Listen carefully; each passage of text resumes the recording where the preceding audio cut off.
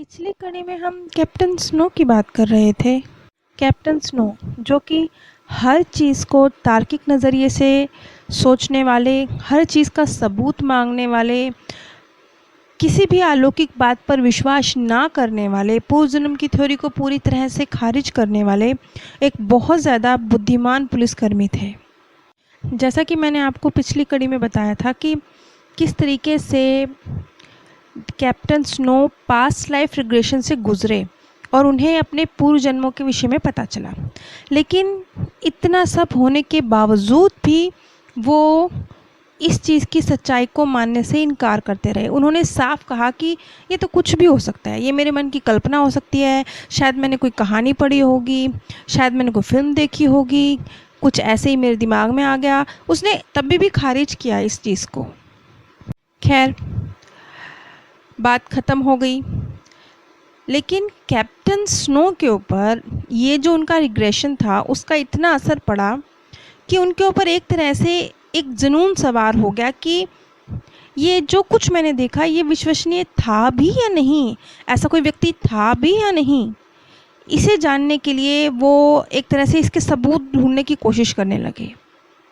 Snow क्योंकि एक पुलिसकर्मी रह चुके थे तो उन्होंने अपने इस केस की जांच भी ऐसे की जैसे वो किसी पुलिस के केस की छानबीन कर रहे हों।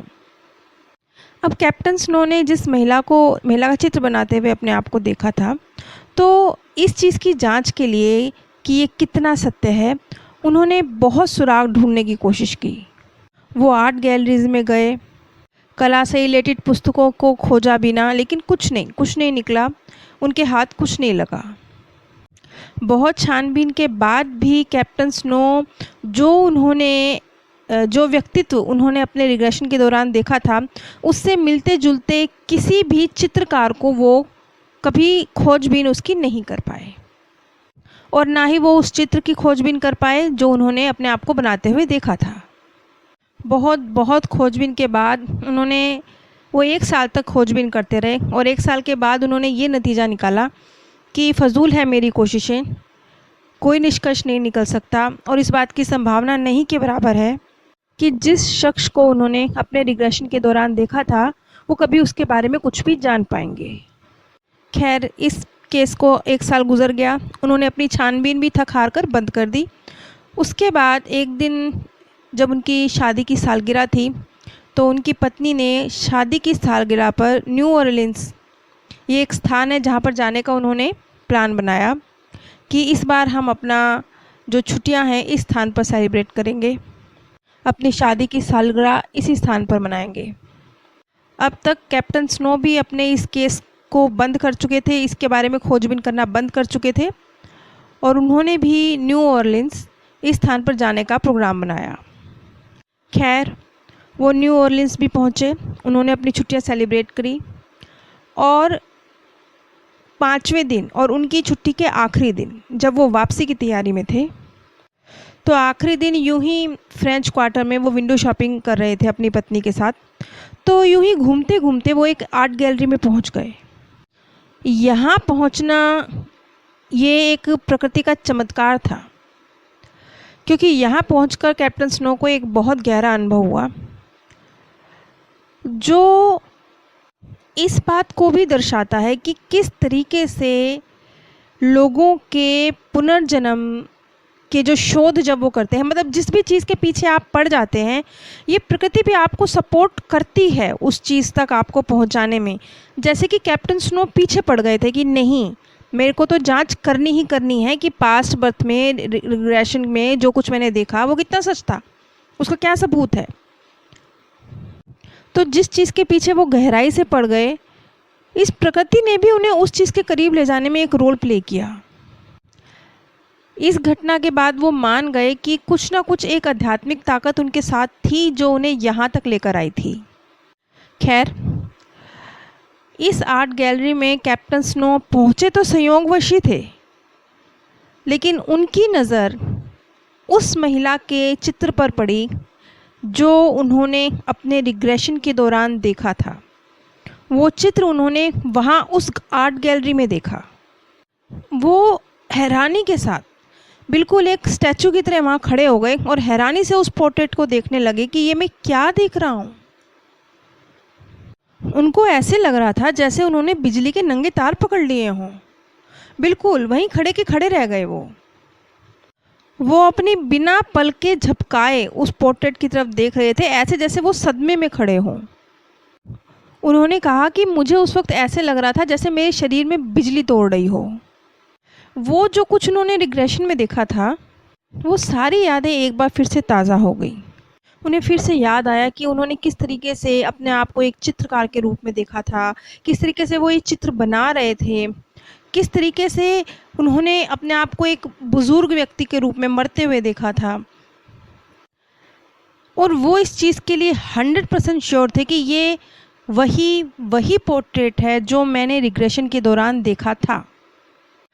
जब वो बिल्कुल पोर्ट्रेट के सामने एक सदमे की सी हालत में खड़े थे, बार बार उस पोर्ट्रेट की तरफ देख रहे थे, तो जो वहाँ पर जो सेल्समैन खड़ा था वो देख रहा था कि किस तरीके से कितना आकर्षण है उनके मन में इस पोर्ट्रेट के प्रति।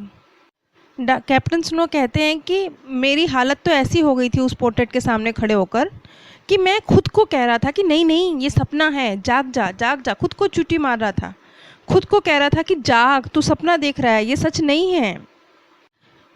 कैप्टन स्नो यहाँ तक कहते हैं कि थोड़ी देर के लिए तो मुझे ऐसे लगा कि क्या मुझे कोई स्ट्रोक आया है, क्या मुझे सिर्फ भ्रम हो रहा है कि मैं उस पोर्ट्रेट के सामने खड़ा हूँ। लेकिन जो कुछ भी ये हो रहा था उसके पीछे क्या तर्क है, क्योंकि उनका दिमाग बहुत ज़्यादा तार्किक था, तो वो कहते क्या तर्कपूर्ण जवाब मैं अपने आप को दूं जिससे मेरे मन की बेचैनी शांत हो जाए। अब वो सारी बातें सोच रहे थे। वो सोच रहे थे कि ये क्या हुआ, किस तरीके से उन्होंने न्यू ऑरलिन्स आने का प्रोग्राम बनाया, किस तरीके से आज आखिरी दिन था उनका इस स्थान पर, लेकिन उन्हें अचानक से ये स्टूडियो मिल गया, अचानक से ये फ़ोटो उनके सामने आ गई। ये सब क्या हुआ है, ये प्रकृति की कौन सी ताकत है जो ये सब करवा रही है। अंत में कैप्टन स्नो कहते कि नहीं, ये सब कुछ संयोग नहीं हो सकता, इतने बड़े संयोग नहीं होते, कुछ तो था जो मुझे यहाँ तक लाया। खैर वहाँ पर एक सेल्समैन खड़ा था जो इस पेंटिंग के प्रति कैप्टन स्नो का आकर्षण महसूस कर रहा था, तो उसने कैप्टन स्नो से इस चित्र को कैप्टन स्नो को ये चित्र बेचने की कोशिश करी। तो उसने बताया कि किस तरीके से एक चित्रकार है जिनका नाम है बैकविथ, उनके द्वारा ये चित्र बनाया गया है। उसने ये भी बताया कि ये जो चित्र बनाया गया है उस चित्रकार की मृत्यु 1917 में हो चुकी है। जैसे ही उस व्यक्ति ने ये बताया कि इस कलाकार की मृत्यु 1917 में हो चुकी है, बिल्कुल कैप्टन स्नो को कौंध गया कि उन्होंने भी रिग्रेशन के दौरान यही देखा था कि बैकविथ की मृत्यु 1917 में हुई। आगे उस सेल्समैन ने बताया कि ये जो बैकविथ थे इनका जीवन फ्रांस में गुजरा और किस तरीके से उन्होंने फ्रांस में अध्ययन किया और अपना कार्य किया।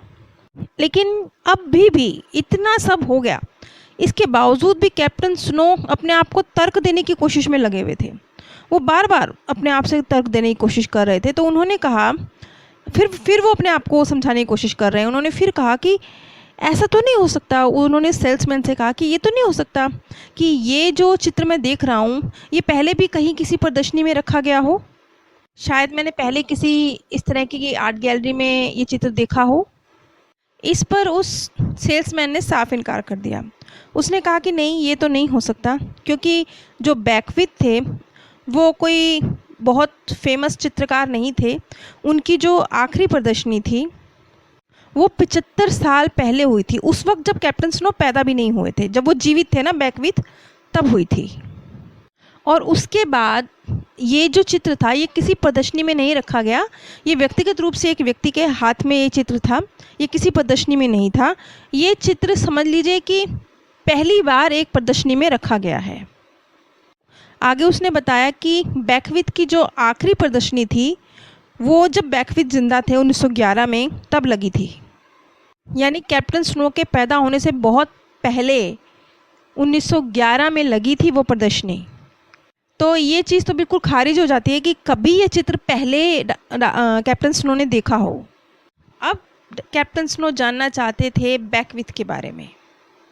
उन्हें पता चला कि बैकविथ न्यूयॉर्क में नेशनल एकेडमी ऑफ डिज़ाइन के अध्यक्ष बन गए थे अपने जीवन के अंतिम सालों में। अकेडमी ने ही बैकविथ की डायरियाँ और जो उनकी आत्मकथा है जो कभी प्रकाशित नहीं हुई, उनके कुछ चित्र जो कभी प्रकाशित नहीं हुए, वो सब संभाल के रखे हुए थे। अंत में जब कैप्टन स्नो ने बैकविथ की वो डायरियाँ, वो आत्मकथा पढ़ी तो उन्हें बहुत कुछ, मतलब वो जो रिग्रेशन में उन्होंने नहीं भी देखा था ना, वो सारी घटनाएं भी याद आईं जो रिग्रेशन के दौरान उन्होंने नहीं देखी थी। उन सब बातों की सत्यता को भी वो फील कर पा रहे थे।